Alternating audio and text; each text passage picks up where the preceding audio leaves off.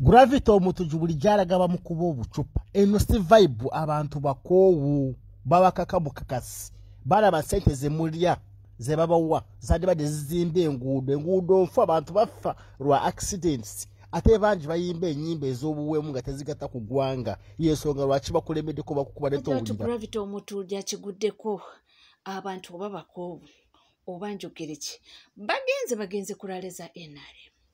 Abantu abaliyo bambadde t-shirt za NRM. Twandibadde tugamba nti bano bawagizi ba NRM. Ate lwaki muba mukuba abantu abaze basanyusa.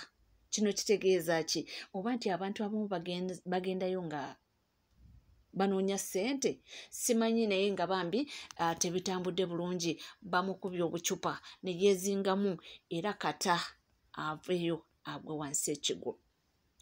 Nga tuvuddeko era nga tweyongerayo mawulire ag'enjawulo mujjukira Kapeeno David Mutaaga ne Deborah Florence Mutaaga bano battibwa gwali omwezi gw'omusanvu omwaka guno gwennyini gwe tulimu wali mu maka gaabwe Lugonjo Entebbe paka olunaku olwaleero tebanaziikibwa. Amawulire agaliyo galaga nti bagenda kubanga baziikibwa Zurich mu Switzerland. Kino kiddiridde nti abaana be okubanga bateekawo omuliri gw'ensimbi ne ba involvinga security agencies zonna nga baagala bakwate omutemu oyo era bazuule ne nsonga ki eyaviirako okubanga taata waabwe ne maama waabwe yattibwa oba batemulwa mu ngeri eyo. Mbu poliisi eremereddwa ababiri be baakwata era tebaafuna kituufu.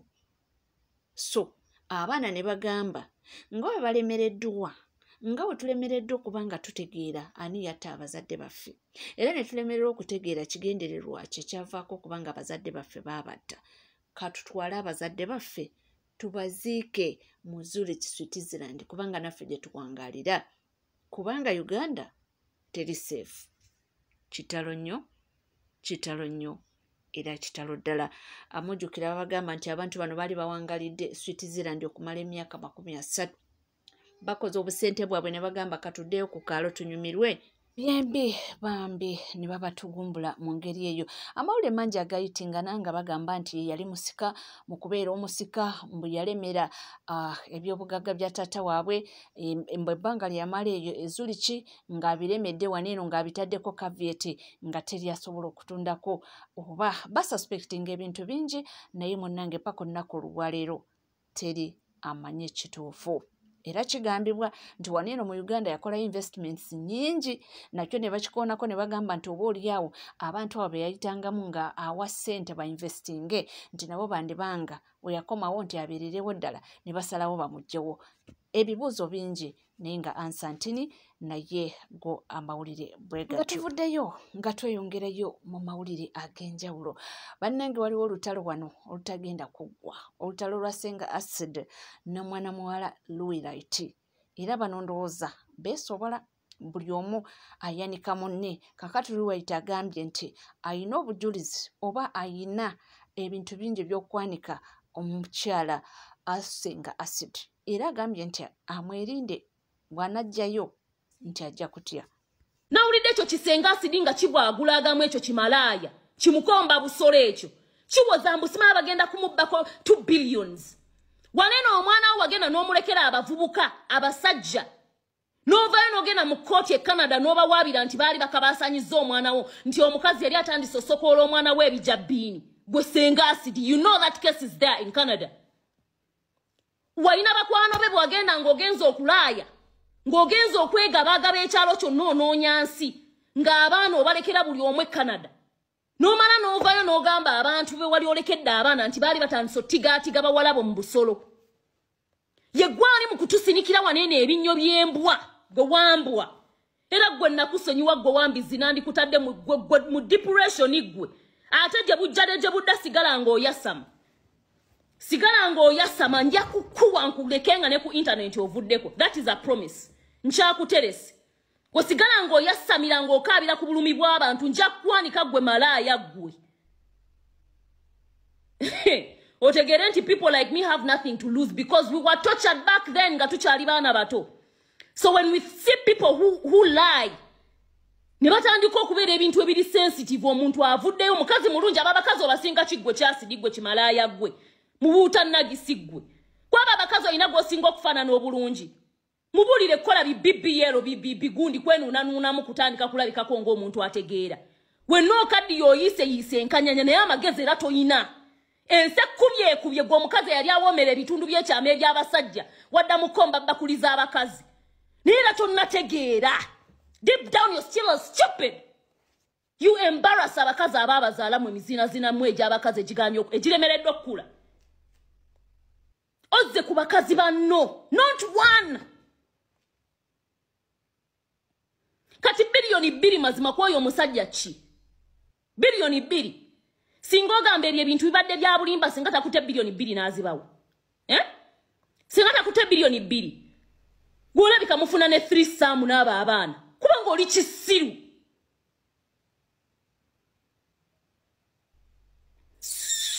Ebikazi ne mukulira kuno ne mukula muwawa. Sometimes shut the fuck up. It don't cost you nothing. Wano wagena ne wekebeza akawuka ka mukenenya ku live akawuka ne kavaayo ng'oli mulwadde acid. Ng'oli mulwadde. Your videos are all over social media. You didn't even understand that you tested for HIV. HIV akawuka ne kavaayo ng'oli mulwadde nga you're sick. Sick. Go back mutunulire results za acid. Go back and look for those results. Kakomaunga budoti buli bubiri 1, 2. She couldn't even face it. She couldn't believe it herself. Oliawo charara n'obulwadde bwa mukenenya ozunga nabo. Oli ku pain y'abantu oyasama. Olumananga mutugamba stop stigmatizing people. What the fuck is she doing? Someone has come out to talk about her pain. It is not a must that you should say something about it. Fababadde bayita mu mbeera yemu, we kept quiet. But nandi badde nakoze that video nengamba banaye I support banaye I know what's going on, but I didn't know nothing. I couldn't blame the guy. I couldn't say no to her story. Muchali obusente obutono even after given chance to work. And say abane yo joli je banonyeza greener pasture. Joli olemeredde okukola. Your entire life is focused on media to earn a little something. Nkuwaddeyo airtime, nkuwaddeyo 15, nkuwaddeyo 5, nkuwaddeyo 2. Total losers. And you think you've made it in life. Ate munange no tubadde tukyali ku ebyo nayambalira full figure. Nkugambye bano entalo bamanyi okwewakulira entalo. Ate mbu ku bbeeyi rayisi. Ate mbu bwe baziganye ne bazeewola n'okwewola. Kaakati luno lwa full figure nalwo lwanaagwa lutya simanyi. Waliwo anene omukyala yali amanyikiddwa okuvuma abantu. Baamukuba. Naye mbuulira yaŋŋambako lwaki. Yaŋŋambako Mama Boliyenge. Oli wanene otwasamira bakwata genda ku poliisi omuwaabire. Omusango gwo ogw'okumukuba ne bamuzimbya amatama n'abeeranga bbomu yeeyiraaka yaakagutuukawa. Abaamukubanga tebannasibwa. Ate nno weewuunye. Nze naalimu nze gwe yali agamba nti abakwatanga tonnaba kubasibisa. Si supporting a government njikuba njagalira ddala eveeko. Naye ono gwe baakuba ne bamubundusa amatama. Ne gazimba. Supporting a government ye musasula ye muwa charya ye mukwatiridde kwegamba. Paka nakati tannafuna justice. Ya kumubutula. Era n'omubuuza nti yakubutula kubanga yali amumanyi yagamba ono gundi ye yamputula. Lwaki gundi ye yamubutula tali mu kaduukulu. Obudde bujja kutuuka ng'ennamba ogirina nga n'eya Museveni ekuli ku kidoogo amabane kamalo mukubirako. Wallahi nga ne wogikuboddamu tagikwata. Wallahi nga w'omwetaagira tosobola. Baganda bange temwoca.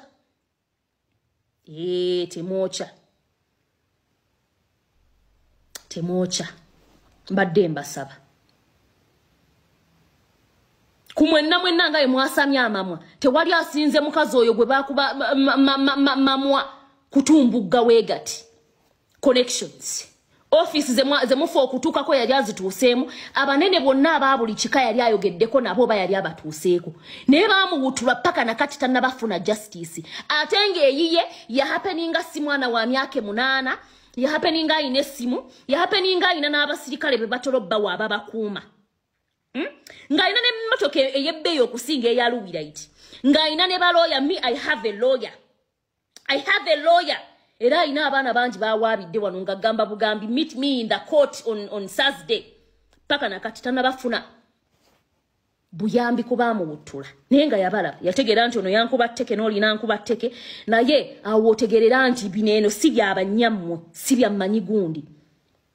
Akakasente ke bali mukuwa n'obwagula agama n'ogulamu baby oil ne weesaaba amabina musirikeeko. Era nga tweyongerayo mu mawulire ag'enjawulo tubaawo mpolampola kubanga tugabatuusaako ye omukyala Honorable Fiona Nyamutolo wetwogera bino bamaze dda okubanga bamudikira yalinga ewina era nga Electoral Commission kyonna byonna bikozeeko essaawa ya kakati alinze kubanga alayizibwa kyokka ewuwe nebi teri kuba nti oba bajja kumusuulira kalundooza ajja kusigala nga akola kakuyege eya pulezidenti we Kaguta Museveni nti ye pulezidenti we era ye pulezidenti w'eggwanga bali mu kibiina kyekimu naye ye nga Fiona Nyamutolo kyawedde dda bamaze dda okuba nga bamulangirira nga woman member of parliament representing Nebbi district.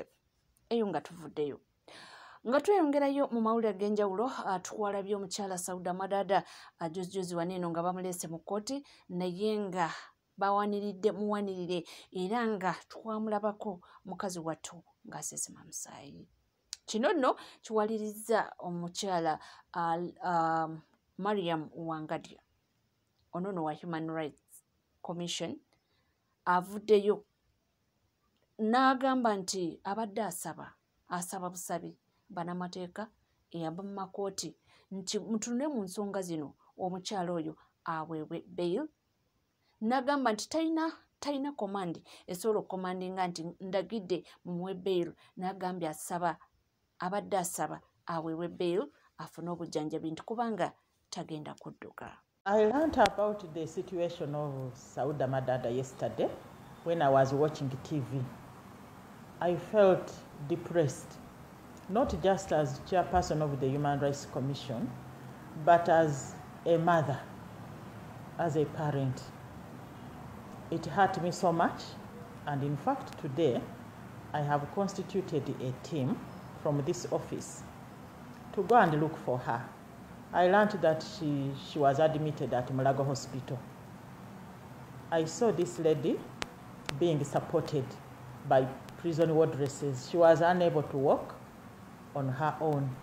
I saw her being carried to the ambulance. I saw the ambulance being driven away.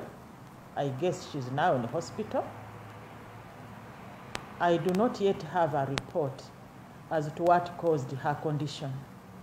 I don't know why she was so weak that she was unable to walk. I don't know what caused her. I saw her cough, and she coughed out what appeared to be blood. I don't know the cause of that. So it's the reason I've constituted my team to go and interview her and find out what the cause of her pain and physical condition is. But I want to take this opportunity. I know that under the Constitution, this commission is barred from inquiring into any matter pending in court or which has been decided by court. But I think we have the mandate to inquire into the welfare of anybody under incarceration. So I just wish to appeal. I'm using the word appeal because I know we don't have the authority to order judicial officers. I want to appeal to the judicial officer in charge of this matter to grant bail to Sauda Madada so that she answers her charges without residing in prison. She should continue to face her trial, but coming from home, so that she gets adequate treatment and care. And actually, it is my wish that all prisoners in that situation, whose offenses are bailable, like Sauda's, the court should consider releasing them on bail. I saw yesterday that among the sureties Sauda had brought were her parents. And I think these are responsible people who will ensure that she does not jump bail. They will produce her whenever she's required to appear in court. Mawulire si malungi tweyongera okubanga tusabira General Sauda Madada mwina abamulaba wali abantu nalaba abantu nga bayungula amaziga mukazi wattu nga talina gewanirira. Eyo tuvuddeyo. Munnange wuno bakuleetera sitooli y'abafere. Omwami wuno anyirira bitya era nga wamutunuddeko ogamba nfunye ekintu naye nti mu bufere munnange mwasibuka kakati bakuwa sitooli entuufu yino. Kati omwami mulaba gwe natadde mu kafaananyi ako after he blocked me. So right now smile. This is what happened. Now that guy calls me. Nela people in business abali delivering. Usually if abasinga tutundira nnyo wano ku TikTok wa customer tupaja online. Nagamba ndiye no, can you deliver? And yes, of course, first we do deliver. Cutting out. This is what happened. This guy hampered the bill. You people, the order was so good to be true. The order was so good to be true. I was like, don't you Kamnange, what happens? Nga umanyi omuntu atakayanya mu miwendo kino kyameka 5 leeta guno mpaliso gameka nenkyamukirira badyalingi bange nga nteeka ka order nga nsindika boda waboda nga gamba transport meka teyamukayanyiza olumu abagamba 5 nagamba anze nkuwa 3 wawoka nga bakanya bulungi nga nze nkota mali yange nteeka ku boda naye for some reason I was like this time around this boda guy shouldn't go alone. Since ono guy abadde tatuwaddeko na cent, because usually if there's no orders etufuna ez'okusimu osooka netwaka at least 50%, then balance netumufunanga nawe ofunye ebibyo ofuna tuba tukola ofuna ebyo nga otumalayo. Usually that's how we do it on empty beddings. But today for some reason I don't know, I had belief in this guy. Ne belief yange yosimanji yagenze kusaawa esembayo nengamba omwana anayefuna bodo gobeera ekyo wa bodo oyo atwalidde ebintu by'omwami oyo kubanga sente nyingi otuuke musajja akuwe sente omusajja azikwase gwa instead of zikwase wa boda. The money was a lot. The money was so good to be true. Nga tuwa location mbuya biki nga tukola ki nga tugenda nga tutwala ebintu yazza delivering a directing a boda so mbwongo obwe yadeoza wa boda agenda kujja yokka oba mukube oba mukola ki kubanga wantu order yabadde genda wabadde so risky bukubo obufunda bikomera na bikomera.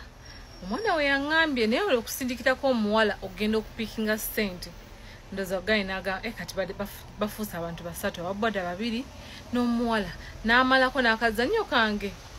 Omusajja we yatusaasiridde wokka we yatusaasiridde cause that guy yadagenda atwala ebintu byaffe ebyo akuba owa boda atwale ne boda yoyo omusajja kubanga yazza directing bulungi naye we yatuuse nga batuuse ng'alaba boda ziriwo boda 2 yadda plan ya boda ndozeemu ng'asubira boda omu n'ebintu oba atwale ebintu agambe mbu sente banzi bawedde oba mu ebikipulizi anything I don't know what would happen.